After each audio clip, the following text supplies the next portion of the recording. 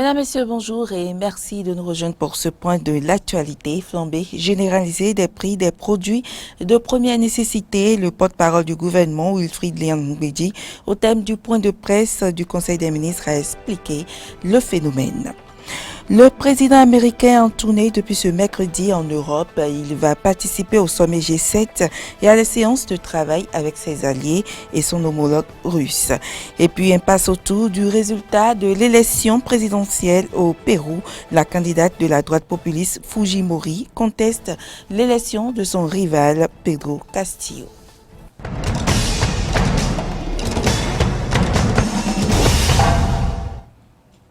Bienvenue à toutes et à tous. Réunis en séance hebdomadaire ce mercredi, le Conseil des ministres sous la présidence de Patrice Talon a pris d'importantes décisions au titre des mesures normatives, des communications ainsi que des mesures individuelles. Suivez ici un extrait du point de presse du Conseil des ministres fait par le porte-parole du gouvernement Wilfried Léon-Mbédi. Point 1. L'adoption du décret portant organisation de la profession d'ingénieur et d'ingénieur conseil et instituant l'Ordre national des ingénieurs civils en République du Bénin. Au titre des autres mesures normatives, ont été adoptés les décrets portant attribution, organisation et fonctionnement du ministère de l'Économie et des Finances, attribution, organisation et fonctionnement du ministère du Numérique et de la Digitalisation, création, attribution et fonctionnement du comité interministériel de mise en œuvre des mesures d'assainissement, d'achèvement et de clôture des opérations de lotissement et de remembrement foncier urbain. Dissolution du comité de pilotage de la transition à la télévision numérique terrestre, CPTNT. Au chapitre des communications, en point 1, nous avons les nouvelles mesures liées à la restructuration de la Société nationale de commercialisation des produits pétroliers. Sur la base du rapport du comité de coordination et de suivi de la restructuration de la Sonacop SA, le Conseil, après analyse des offres reçues, a fait l'option de céder les stations de la société aux deux sociétés ayant fait les propositions les plus intéressantes. Il s'agit, pour le lot A, constitué de 63 stations, de la société Oryx Bénin et pour le lot B, constitué de 65 stations du groupement Bénin Énergie. Sont exclus de cette session, dans les cas de figure concernés, le foncier qui fera plutôt l'objet d'un bail, de même que la station Ornano située au carrefour dit des Trois Banques à Cotonou. En outre, le Conseil s'est prononcé sur les dettes de la Sonacop SA, évaluées à environ 21 milliards de francs CFA au 31 décembre 2019. Ainsi, il sera procédé prioritairement au paiement des dettes envers les gérants des stations-service et certains fournisseurs. Il en sera de même envers les banques, la Caisse nationale de sécurité sociale et le Trésor public, le tout pour un montant de 2 milliards 639 376 676 francs CFA. Au point 2 sous ce chapitre, l'amélioration du délai de paiement des créances de l'État à l'égard des micro, petites et moyennes entreprises, PME. Le gouvernement, depuis l'année 2016, a engagé plusieurs réformes concourant à l'amélioration du climat des affaires en vue de soutenir l'entrepreneuriat privé dans notre pays. À cet effet, il avait entrepris de procéder, dans un délai de 90 jours, au paiement des prestations des PME. Par la suite, la loi numéro 2020-03 du 20 mars 2020 portant promotion et développement des micro, petites et moyennes entreprises en République du Bénin a fixé un délai de 60 jours maximum pour le paiement de leurs créances sur l'administration publique. Mais sensible aux difficultés que rencontrent ces entreprises dans le cadre du développement de leurs affaires, le Conseil a décidé de faire mieux que ce que prévoit la loi. Ainsi, le délai de paiement des dites créances sera désormais de 30 jours calendaires au plus dès la constatation du service fait. À la fin du point de presse, le secrétaire général adjoint et porte-parole du gouvernement a apporté des explications par rapport à la flambée des prix des produits de première nécessité. On l'écoute. C'est une question importante qui concerne l'ensemble de nos compatriotes, le pays dans son ensemble. Il faut d'abord faire observer, et vous êtes les témoins de cela, que pendant 5 ans pratiquement, je vais dire sur tout le quinquennat écoulé, les prix des produits que vous évoquez n'ont pas connu de variation majeure. En général, ils sont restés au niveau où ils étaient en 2016-2017 et n'ont pas connu de flambée. Il se fait cependant que l'année dernière, et cette année également, comme nous pouvons tous l'observer, les pluies se sont raréfiées. La pluviométrie a été en baisse dans la sous-région en général. Et quand on ajoute à cela certains facteurs exogènes, les rendements n'ont pas toujours été au rendez-vous dans la mesure des efforts que nous avons accomplis les années écoulées, qui nous ont valu d'être classés deuxième producteur de vivrier de l'UEMOA tout de même. Aujourd'hui, la réalité est que, avec la situation née de la rareté des pluies, certains pays voisins ont entrepris de constituer des stocks de sécurité et ainsi, en dépit des conseils que le gouvernement, via les services techniques, a pu donner aux producteurs, certains d'entre eux se laissent appâter par le gain qui est proposé par les acheteurs étrangers qui viennent et qui ainsi s'approvisionnent chez nous, constituent sans doute des stocks de sécurité chez eux, mais cela crée une certaine tension sur notre marché et c'est ça qui explique la situation que vous avez observée au niveau des prix sur nos marchés. Là-dessus, le gouvernement n'est pas resté insensible. Le ministre de l'Agriculture et sa collègue de l'Industrie et du Commerce ont tout de suite alerté leurs services techniques qui sont à pied d'œuvre et qui ont commencé à sensibiliser les producteurs, mais au-delà de cette sensibilisation, pour que les produits restent prioritairement sur le marché national, d'autres mesures seront prises pour que les productions repartent à la hausse et que donc suffisamment de stocks soient disponibles pour satisfaire la consommation locale et éventuellement plus tard pour servir les besoins de l'exportation. Réception de 2 ambulances médicalisées mardi dernier au ministère de la Santé. C'est un don du Bureau des Nations Unies pour soutenir le gouvernement dans sa lutte contre la COVID-19. Suivez le compte rendu de Kano François Mbedirinto.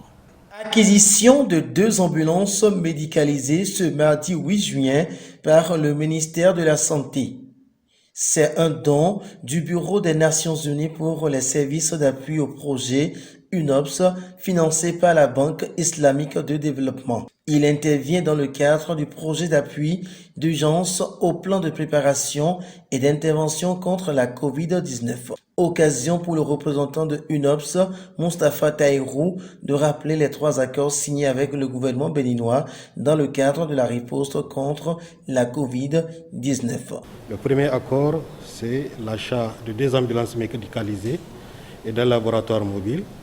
Le deuxième accord, c'est l'achat et l'installation de 2 laboratoires fixes à Ouida et à Parakou.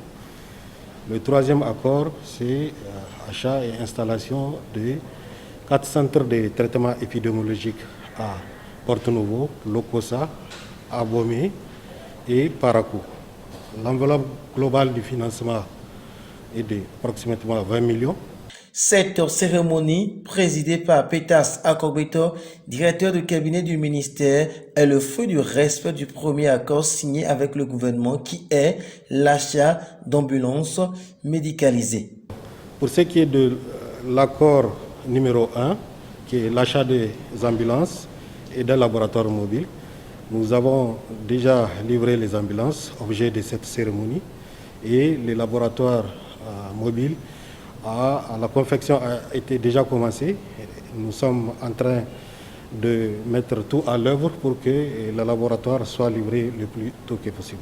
Les donateurs, par la suite, ont reçu les mots de remerciement du ministre de la Santé à travers la voix du directeur de cabinet. Il s'agit de 2 ambulances équipées d'un montant d'environ 70 069 104 francs qui viendront renforcer en fait notre parc de matériel roulant médicalisé pour assurer la prise en charge des patients atteints de Covid-19.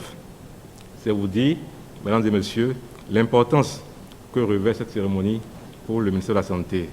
C'est pourquoi je voudrais, au nom du ministre de la Santé, adresser nos sincères remerciements d'abord à la Banque islamique de développement pour avoir accepté de financer la requête du gouvernement du Bénin, mais également dire merci à UNOPS pour ce partenariat fructueux que nous espérons va pouvoir se poursuivre sur le reste des chantiers qui restent. Rappelons que le Bureau des Nations Unies pour les services d'appui au projet est un organe opérationnel des Nations Unies soutenant la mise en œuvre des projets d'un large éventail de partenaires. Ce don fait au ministère de la Santé sera sans doute d'une aide importante et d'un soulagement pour les acteurs du système sanitaire. Parlons sport après. Le Bénin affrontait la Zambie en match amical mardi dernier, une rencontre qui intervient à quelques jours du match Bénin-Sierra Leone prévu pour le 14 juin prochain. Ce match entre la Sierra Leone et le Bénin est décisif pour les deux nations dans le cadre des qualificatifs de la CAN Cameroun 2021. Quelles sont les chances du Bénin pour une victoire? Suivez l'analyse de quelques journalistes sportifs dans ce reportage. Reporté pour ce mois de juin en raison d'un désaccord sur des tests positifs au Covid-19 côté béninois, le match Sierra Leone-Bénin se jouera finalement ce 14 juin 2021. Cette rencontre décisive pour la qualification de la 24e nation à la Coupe d'Afrique des Nations CAN se jouera quelques jours après le match amical entre le Bénin et la Zambie. Un match joué ce mardi 8 juin 2021 à Cotonou qui s'est soldé sur un score d'égalité de 2 buts partout. Une performance des écureuils du Bénin qui, selon Théophile Aza, journaliste sportif, laisse à désirer. Vous savez, c'est un football anglo-saxon, le football que pratique la Sierra Leone. Et ce que j'ai vu hier face à une équipe zambienne très jouable également, je crois que ça laisse à désirer. Il va falloir encore travailler véritablement dans les différents compartiments pour espérer quelque chose face à la Sierra Leone. Prosper Vodiankon, également journaliste sportif, pense que le Bénin a plutôt une chance pour décrocher la qualification si l'entraîneur arrive à tirer les enseignements de la rencontre amicale. On a beaucoup de chance. Le fait d'avoir fait 6 changements hier, ça a donné une marge de manœuvre à l'entraîneur, de voir encore plus de jeunes, plus de qualité. Et le fait de jouer aussi face à un pays anglophone, c'est également une chance. Et je pense que la forme actuelle des joueurs vient en rajouter. Les joueurs béninois, il n'y a pas de blessures, il n'y a pas de difficultés, ils viennent de finir leur championnat, la forme et tout. Donc je pense qu'on a beaucoup de chance sur cette rencontre. L'entraîneur n'a qu'à simplement tirer les leçons de la rencontre amicale d'hier et le tout est joué.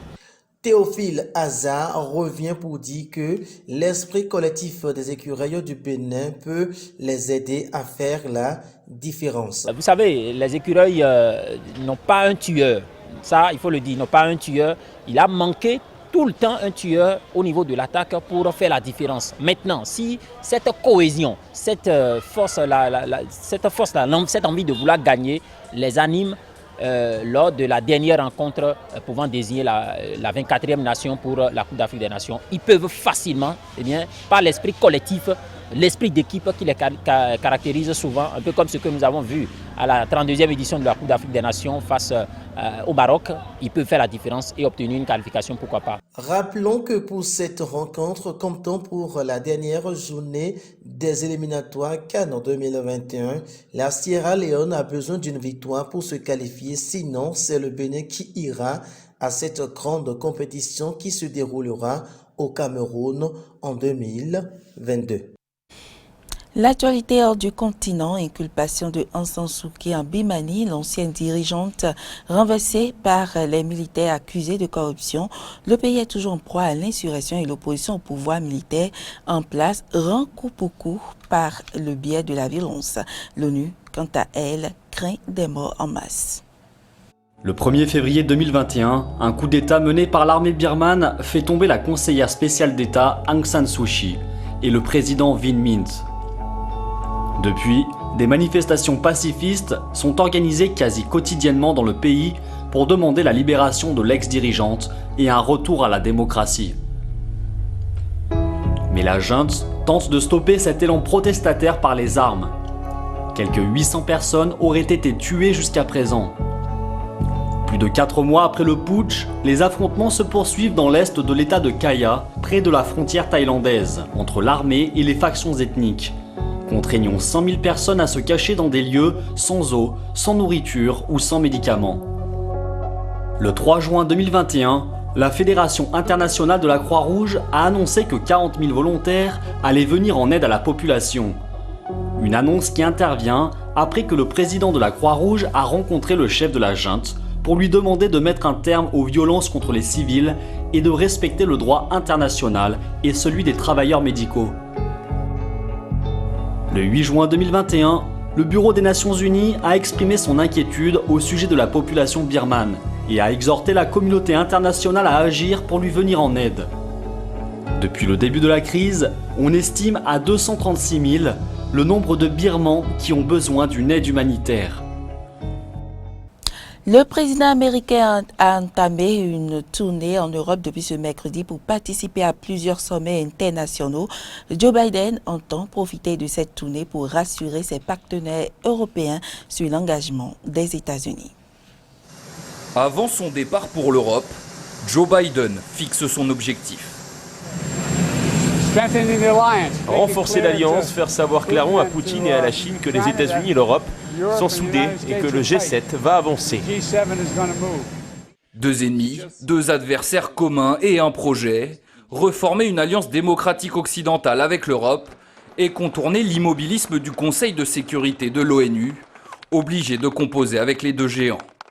L'OTAN, dont le sommet aura lieu en présence de Biden le 14 juin, reste un outil privilégié de la diplomatie américaine. Je pense que le plus grand défi est que nous vivons dans un monde beaucoup plus imprévisible et que la concurrence mondiale s'intensifie. Nous devons donc être prêts à faire face en même temps à un large éventail de défis et menaces divers. Une Russie plus affirmée, responsable d'actions agressives contre ses voisins. Une Chine qui contraint ses voisins et investit massivement dans de nouvelles capacités militaires. Des cybermenaces. Nous assistons à des cyberattaques plus sophistiquées et plus fréquentes contre les alliés de l'OTAN. Pourtant, la confiance entre Américains et Européens n'est pas totalement établie. La doctrine America First des années Trump a considérablement terni les relations entre les rives de l'Atlantique et des différends commerciaux ne sont pas résolus. Si une trêve a été signée dans le contentieux Airbus-Boeing, le conflit commercial sur l'acier et l'aluminium est toujours sur la table. Nous voulons résoudre nos différends sur les avions et les mesures américaines, sur l'acier et l'aluminium. Nous avons envoyé un signal clair aux États-Unis quant à notre volonté de résoudre cette question de manière juste et équilibrée. Il appartient maintenant aux États-Unis de passer de la parole aux actes. Autre point d'accroche, la campagne de vaccination contre le Covid-19. Pour reprendre le leadership mondial et répondre aux critiques, Joe Biden a annoncé ce mercredi l'achat de 500 millions de doses à destination d'autres pays. Il y a quelques semaines, la levée des brevets sur les vaccins réclamés par le président américain avait obligé Emmanuel Macron et certains dirigeants européens au volte-face. Des exemples qui montrent la propension américaine à voir dans cette relation Europe-États-Unis une alliance de subordination plutôt qu'un vrai partenariat. Et puis au Pérou, Pedro Castillo, candidat de la gauche, se dit vainqueur de la présidentielle. Le décompte officiel lui donne près de 114 000 voix d'avance sur sa rivale Fujimori. Cette dernière conteste une telle avance et demande l'invalidation de 200 000 voix, une situation qui plonge le pays dans la crise. Des manifestants à cran dans les rues de Lima. Depuis dimanche dernier et le deuxième tour de l'élection présidentielle, le Pérou se déchire en deux. D'un côté, les partisans de Pedro Castillo, de l'autre, ceux de Keiko Fujimori. C'est une marche de protestation contre la fraude communiste. Nous voulons un Pérou libre, une démocratie libre, et nous allons rester ici jusqu'à ce que les résultats définitifs soient donnés.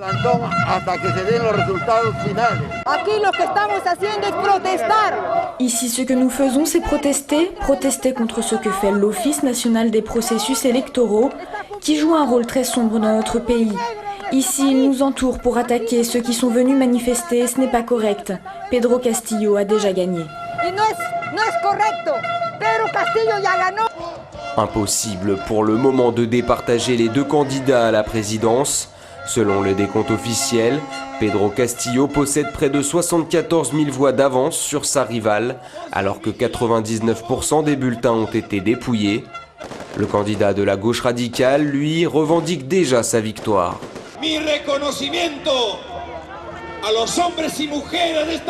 J'exprime ma gratitude aux hommes et aux femmes de ce pays qui se sont levés ici et à l'étranger et aux frères en dehors du pays qui se sont mobilisés pour défendre la démocratie.